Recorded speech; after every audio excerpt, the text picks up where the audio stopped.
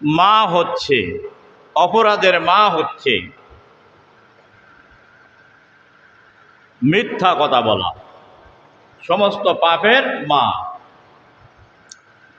কত ভয়ঙ্কর, কত জঘন্য কথা, যে মিথ্যাটা হলো সমস্ত পাপের মা। সুতরাং মিথ্যা যারা পরিহার করতে পারে না, তাদের জন্য ধ্বংস অনিবার্য। আল্লাহ রসুল বলেছেন, আল কিজবু ইয়াহলিকু, যারা মিথ্যা বলে তারা হালাক হয়ে যাবে, ধ্বংস হবে। আর যারা আসিদকু ইয়ানজি, যারা সত্য কথা বলে তাদের জন্য নাজাত বয়ে আনবে। আমি যে আয়াতে কারিমা তেলাওয়াত করেছি অত্যন্ত গুরুত্বপূর্ণ। মহান আল্লাহ তাআলা সরাসরি আলোচনা করব অল্প সময়ের মধ্যে। আমি 6টি বিষয় উপস্থাপন করব ইনশাআল্লাহ, খুবই গুরুত্বপূর্ণ। আল্লাহ রাব্বুল আলামিন বলছেন, ইয়া আইয়ুহাল্লাযীনা আমানু তাকুল্লাহা ওয়া কুলু কাওলান সাদীদা। হে ইমানদার ব্যক্তিগণ, তোমরা যারা ইমানদার বলে দাবি করো, যারা আল্লাহর প্রতি, পরকালের প্রতি যারা ঈমান যারা এনেছো, বিশ্বাস যারা করেছো, আমানুত্তাকুল্লাহ, আল্লাহ রাব্বুল আলামিনকে ভয় করো, আল্লাহর ভয় করো। আল্লাহর ভয় হচ্ছে সবচেয়ে বড় ভয়। আর আল্লাহর ভয় যার ভিতরে থাকবে সেই ব্যক্তি একমাত্র ভালো কাজ করতে পারবে, যাবতীয় অন্যায় কাজ সে পরিহার করতে পারবে। আল্লাহর ভয় যদি থাকে, প্রকৃত ভয়, আমানুত্তাকুল্লাহ কুলু। আর যখন তোমরা কোনো কথা যখন বলবে, কওলান সাদীদা, সত্য কথা বলবে, হক কথা বলবে, ন্যায় এবং ইনসাফের কথা বলবে। অকুলু কওলান সাদীদা, একমাত্র কথা বলতে পারে প্রাঞ্জল ভাষায় এবং সাবলীল ভাষায়, মনোমুগ্ধকার ভাষায়, একমাত্র স্পষ্ট জবানি শক্তি আল্লাহ দান করেছেন মানুষকে আর জিনকে। আর সমস্ত প্রাণী কথা বলতে পারে, কিন্তু তাদের ভাষায় সেটা কেউ বুঝতে পারে না। কথা যখন বলবে, আল্লাহ পাক বলছেন সত্য কথা বলতে হবে, হক কথা বলতে হবে, ন্যায় এবং ইনসাফের কথা বলতে হবে। কুলু কওলান সাদীদা, সত্য কথা বলবে। কেননা কথা, সত্য কথার ভিতরে তোমার লুকায়ে আছে তোমার জন্য নাজাত। তো এই জন্য কথা আল্লাহ বলার যে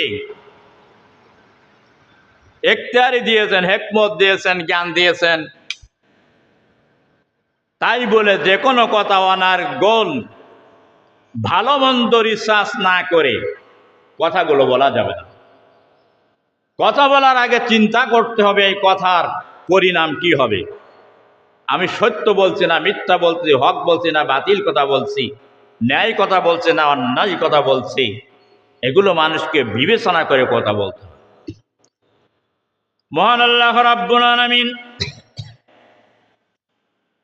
সূরাতুর রহমানের ৪র্থ নম্বর আয়াতে বলেছেন, আর রহমানু আল্লামাল কুরআন খলাকাল ইনসানা আল্লামাহুল বায়ান। প্রথম কথা আল্লাহ পাক বলছেন রহমানের, তিনি রহমানুর রহিম, করুণাময়, অসীম দয়ালু। তিনি রহমান, সূত্রের বয়ান। তিনি হচ্ছেন করুণাময়, তিনি রহমানুর রহিম, দয়ালু। আর রহমান আল্লামাল কুরআন, তিনি শিক্ষা দিয়েছেন কোরআন, মহাগ্রন্থ কোরআনে কারিম তিনি শিক্ষা দিয়েছেন। খলাকাল ইনসান, তিনি মানুষকে তিনি সৃষ্টি করেছেন। আল্লামাহুল বায়ান, বাক শক্তি এবং কথা বলার শক্তি একমাত্র আল্লাহ দান করেছেন। এই পৃথিবীতে আর কেউ কথা বলাতে পারে না। যে সমস্ত মানুষগুলো বোবা, এই বোবা মানুষগুলোর কথা দুনিয়ার কোন বৈজ্ঞানিক, দুনিয়ার কোন দার্শনিক, কোন তত্ত্ববিদ, কোন ডাক্তার তাদেরকে জবান দিতে পারি না, আর পারবে না কিয়ামত পর্যন্ত। এটা হলো আল্লাহর দান। কথা কে বলায়? আল্লাহ। আল্লামাহুল বায়ান। তাহলে এই কথাগুলো যখন আমরা বলবো, কথাগুলো রেকর্ড হবে, দুই কাঁধের দুই ফেরেশতা রেকর্ড করবে, ভালো মন্দ দুইটাই। তাহলে কথা হিসাব করে বলার প্রয়োজন আছে না? অবশ্যই। আল্লাহ রাব্বুল আলামিন বলছেন কওলান সাদীদা, সত্য কথা বলবে, হক কথা বলবে, ইনসাফের কথা বলবে। তাহলে কি লাভ হবে? আল্লাহ রাব্বুল আলামিন বলছেন, যদি তোমরা সত্য কথা, যদি সঠিক কথা যদি বলো, ইসলি লাকুম আমালাকুম, তোমাদের আমল, তোমাদের কর্ম আমি আল্লাহ সংশোধন করে দিব, মজবুত করে দেব। ইসলি লাকুম আমালাকুম,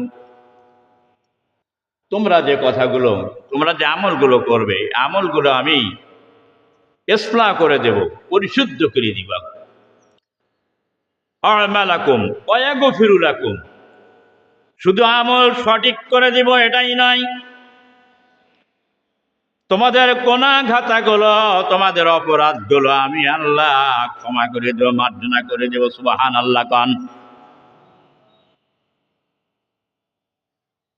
ওয়া ইয়াগফিরু লাকুম যুনুবাকুম, আল্লাহ পাক বলছে তোমাদের গুনাহ খাতাকে আমি আল্লাহ ক্ষমা করে দিব। ওয়া মান ইউতিইল্লাহা ওয়ার রাসূল, আর যে ব্যক্তি আল্লাহ এবং তার রাসূলের ইতাআত করে চলবে, আনুগত্য করে চলবে, ফাকাদ ফাজা ফাওজান আযীমা, সে সবচেয়ে বড় সফলতা এবং কামিয়াবি অর্জন করলো। চিৎকার মেরে বলেন সুবহানাল্লাহ। ইতাআত, অনুসরণ, আনুগত্য একমাত্র আল্লাহ এবং তার রাসূল সাল্লাল্লাহু আলাইহি ওয়াসাল্লামের আদর্শের ভিতরে রয়েছে। দুনিয়ার আর কোনো আদর্শের ভিতরে নাই, কেউ তা দিতে পারবে না। সংক্ষেপে বলবো, মহান আল্লাহ রাব্বুল আলামিন সূরা হাক্কার ৪৯ নম্বর আয়াতে বলেছেন, ইন্না লা না'লামু আন্না মিনকুম মুকাজ্জিবিন, মানুষের মধ্যে যারা মিথ্যাবাদী, আল্লাহ রাব্বুল আলামিন বলছেন আমি ভালোই করে জানি তোমাদের মধ্যে মিথ্যা প্রতিপন্নকারী রয়েছে। আল্লাহ ভালো করেই তিনি জানেন। আল্লাহর চেয়ে বেশি ভালো আর বেশি জাননেওয়ালার কেউ নাই। সুতরাং আল্লাহ পাক বলতেন আমি সব কিছু জানি এবং সব কিছু আমি দেখতে পাই এবং শুনতে পাই, লিপিবদ্ধ হয়। কারা মিথ্যা বলে? কোরআনে কারীম সূরাতুল মুনাফিকিনের ১ম নম্বর আয়াতে আল্লাহ পাক বলছেন কাফেররাও মিথ্যা কথা বলে। আল্লাহু ইয়াশহাদু ইন্নাল মুনাফিকিনা লাকাযিবুন, ইন্নাল মুনাফিকিনা লাকাযিবিন, মুনাফিকেরাও মিথ্যাবাদী, ওরাও মিথ্যা কথা বলে। আল্লাহ সাক্ষ্য দিচ্ছেন যে নিশ্চয় মুনাফিকরাই মিথ্যাবাদী। মুনাফিকেরা কোনোদিন সত্য কথা বলে না, একমাত্র মুমিন ছাড়া। একমাত্র আল্লাহর যারা ভয় করে তারা ছাড়া কেউ সত্য কথা তারা বলে না। সাধারণ মানুষ মিথ্যা কথা বলে, মুনাফিকেরা মিথ্যা কথা বলে। মহান আল্লাহ রাব্বুল আলামিন বলছেন কাফেররাও মিথ্যা কথা বলে। কোরআনে কারীম সূরাতুল ইনশিকাক 22 নম্বর আয়াতে আল্লাহ পাক বলছেন বালিল্লাযীনা কাফারু ইউকাযযিবুন। মহান আল্লাহ রাব্বুল আলামিন বলছেন বরং কাফের যারা অবিশ্বাসী তারা হলো মিথ্যাবাদী, মিথ্যা প্রতিপন্নকারী। তারা কাফেরেরাও মিথ্যা কথা বলে যারা আল্লাহকে অবিশ্বাস করে। বিশ্ব নবী বলেছেন আন আবি বাকারাহ রাদিয়াল্লাহু তাআলা আন্না নবী সাল্লাল্লাহু আলাইহি ওয়াসাল্লাম কুননা ইনদা রাসূলিল্লাহি সাল্লাল্লাহু আলাইহি ওয়াসাল্লাম ফাকালা আলা উনাব্বিউকুম বিআকাবিরাল কাবাইরা সালাসা ইশরাকু বিল্লাহিল হুকুকিল ওয়ালিদাইনি ওয়া শাহাদাতু যুর। হযরতে আবু বকর রাদিয়াল্লাহু তাআলা হাদিসটা বর্ণনা করেছেন। তিনি বলেন একদা আমরা বিশ্ব নবীর দরবারে আমরা উপস্থিত ছিলাম। তিনি হেলান দিয়ে বসেছিলেন। হেলান দিয়ে বলুন তো, ট্যাগ লাগিয়ে দেয়ালের সঙ্গে কোনো কিছুর সঙ্গে হেলান দিয়ে বসা মানে ট্যাগ লাগাই বসেছিলেন। হঠাৎ করে তিনি বলে উঠলেন আমি কি তোমাদেরকে সবচাইতে বড় গুনার কথা কি বলবো না? সাহাবীরা বললেন হ্যাঁ বলেন। তিনি এই কথাটা 3 বার বললেন, আমি কি তোমাদেরকে সবচাইতে বড় গুনার কথা কি বলবো না? এরপরে আল্লাহ নবী বললেন সালাসাল ইশরাক, সবচাইতে বড় গুনাহ হচ্ছে অল ইশরিক বিল্লাহ, আল্লাহর সঙ্গে শরীক স্থাপন করা। এই পৃথিবীতে একমাত্র সব ক্ষমতার মালিক, সর্বময় ক্ষমতার মালিক এক আল্লাহ। আল্লাহর চেয়ে ক্ষমতাবান আর এই পৃথিবীতে কেউ নাই। এই জন্য আল্লাহ রব্বুল আলামিন এই পৃথিবীতে আমরা যা কিছু দেখি আর যা কিছু আমরা দেখতে পাই না সব কিছু গায়রুল্লাহ, এদের কোনো ক্ষমতা নাই। আল্লাহ রব্বুল আলামিন যার মধ্যে যতটুকু ক্ষমতা দিয়েছেন, এখতিয়ারি দিয়েছেন, তাছাড়া তাদের বলার কোনো এখতিয়ারি নাই। সুতরাং তোমরা সে আল্লাহ রব্বুল আলামিনের সঙ্গে শরীক স্থাপন করবে না। প্রত্যেকটা ইবাদত শিরক মুক্ত ইবাদত করবে, শরীক মুক্ত ইবাদত করবে। আল্লাহর সঙ্গে যদি মোলাকাত করতে চাও, দেখা যদি করতে চাও, দিদার যদি করতে চাও, সূরাতুল কাফের 6 নম্বর আয়াতে আল্লাহ পাক বলছেন কুল ইন্নামা আনা বাশারুম মিসলুকুম ইউহা ইলাইয়া আন্নামা ইলাহুকুম ইলাহুম ওয়াহিদ। নবীর কাছেও তোমরা কিছু চাইতে পারবে না এবং কাউকে মনে করবে না কিছু দিতে পারে বা গুনাহ মাফ করতে পারে বা কোনো ক্ষমতা তার ভিতরে লুকাই আছে। রসুল মাত্র একজন দূত, তিনি মাত্র মানুষের কাছে পৌঁছায় দেন ভালো মন্দ, ভয় দেখান একদিকে, সুসংবাদ দেন অপর দিকে। এই জন্য নবীজি বলছেন আমি তোমাদের মতন একজন মানুষ। কুলিন নানা বাশারুম মিসলুকুম ইউহা ইলাইয়া, আমি যে কথাগুলো বলি সেই কথাগুলো হচ্ছে আল্লাহ রাব্বুল আলামিনের ওহী। আল্লাহ যে কথা আমার বলতে বলেন সেই কথাই আমি বলি। সুতরাং ফামান কানা ইয়ারজু লিকা রাব্বিহি ফালইআমাল আমালান সালিহান ওয়ালা ইশরিক বিইবাদাতি রাব্বিহি আহাদা। বলছেন যে ব্যক্তি আশা পোষণ করেন কিয়ামতের ময়দানে আল্লাহর সঙ্গে দিদার করবে, মোলাকাত করবে, সাক্ষাৎ করবে, সে যেন তার ইবাদতের মধ্যে কাউকে যেন শরীক স্থাপন যেন না করে। ফামান কানা ইয়ারজু লিকা রাব্বি ফালইআমাল আমালান সালিহা, নেক কাজ সম্পাদন করবে, সেই নেক কাজের ভিতরে কাউকে শরীক স্থাপন করবে না।